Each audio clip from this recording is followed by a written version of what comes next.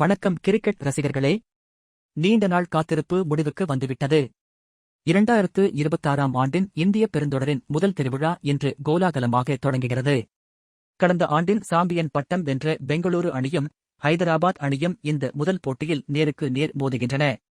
பெங்களூருவில் உள்ள புகழ்பெற்ற சின்னசாமி மைதானத்தில் இந்த போட்டி நடைபெறவுள்ளது.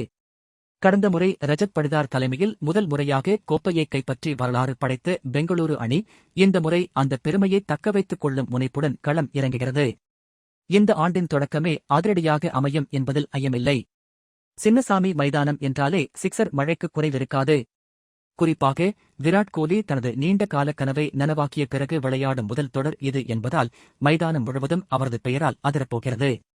2026ஆம் ஆண்டின் முதல் கட்ட அட்டவணைப்படி இந்த இரண்டு வலிமையான அணிகளுக்கு இடையேயான மோதல் ரசிகர்களிடையே மிகப்பெரிய எதிர்பார்ப்பை ஏற்படுத்தியுள்ளது. அணிகளின் பலம் மற்றும் பலவீனத்தை பார்த்தால் பெங்களூரு அணியில் சில முக்கியமான மாற்றங்கள் உள்ளன.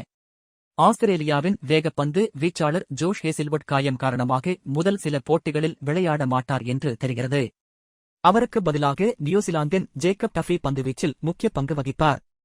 பேட்டிங்கை பொறுத்தவரை விராட் கோலி மற்றும் பில் சால்ட் ஜோடி தொடக்க வீரர்களாக களம் இறங்கி அதிரடி தொடக்கத்தை தருவார்கள். அவர்களுக்கு பின் கேப்டன் ரஜத் படிதார், வெங்கடேஷ் ஐயர் மற்றும் லியாம் லிவிங்ஸ்டன் என ஒரு வலுவான பேட்டிங் வரிசை பெங்களூரு அணிக்கு தூணாக உள்ளது.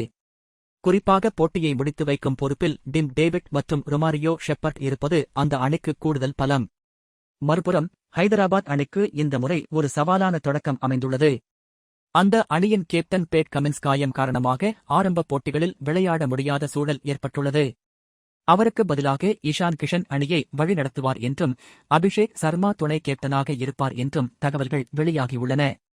ஹைதராபாத் அணியின் பேட்டிங்கில் டிராவிஸ் ஹெட் மற்றும் ஹென்ரிஸ் கிளாசன் ஆகியோர்தான் முதன்மையான வீரர்கள். இவர்களுடன் லியாம் லிவிங்ஸ்டன் போன்ற அனைத்து துறைகளிலும் ஜொலிக்கும் வீரர்களும் இணைந்துள்ளது அந்த அணிக்கு வலு சேர்க்கிறது. பந்துவீச்சில் ஹர்ஷல் படேல் மற்றும் பிரெடன் கார்ஸ் ஆகியோர் கமின்ஸின் இடத்தை பூர்த்தி செய்ய போராடுவார்கள். மைதானத்தின் தன்மையை பார்த்தால் இது மட்டையாளர்களுக்கு மிகவும் சாதகமான ஆடுகளம்.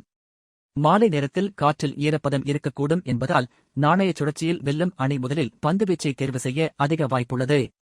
புள்ளி விவரங்களின்படி பெங்களூரு அணி தனது சொந்த மண்ணில் மிகவும் பலம் வாய்ந்த அணியாக திகழ்கிறது. எனினும் ஹைதராபாத் அணி கடந்த காலங்களில் பெங்களூரு அணிக்கு பலமுறை அதிர்ச்சி கொடுத்துள்ளது என்பதை நாம் மறந்துவிடக்கூடாது. இந்த ஆண்டின் முதல் போட்டியிலேயே ஒரு மிகப்பெரிய ரன் குவிப்பை நாம் எதிர்பார்க்கலாம். இந்த போட்டிக்கான நுழைவுச்சீட்டு விற்பனை ஏற்கனவே விறுவிறுப்பாக நடைபெற்று முடிந்துவிட்டது. நகரப் போக்குவரத்து நிர்வாகம் ரசிகர்களின் வசதிக்காக போட்டி நடைபெறும் நாட்களில் நள்ளிரவு வரை கூடுதல் ரயில்களை இயக்க முடிவு செய்துள்ளது. ஒட்டுமொத்தமாக பார்த்தால் சின்னசாமி மைதானத்தில் இன்று ஒரு மிகப்பெரிய கொண்டாட்டம் காத்திருக்கிறது. பெங்களூரு அணி தனது சாம்பியன் பட்டத்தை தக்கவைத்துக் கொள்ளும் பயணத்தை வெற்றிகரமாக தொடங்குமா, அல்லது ஹைதராபாத் அணி முதல் போட்டியிலேயே ஒரு வெற்றியை பதிவு செய்து அதிரடி காட்டுமா என்பதை பொறுத்திருந்து பார்ப்போம். கிரிக்கெட் உலகின் இந்த பிரமாண்ட தொடக்கம் உங்களை நிச்சயம் உற்சாகப்படுத்தும்.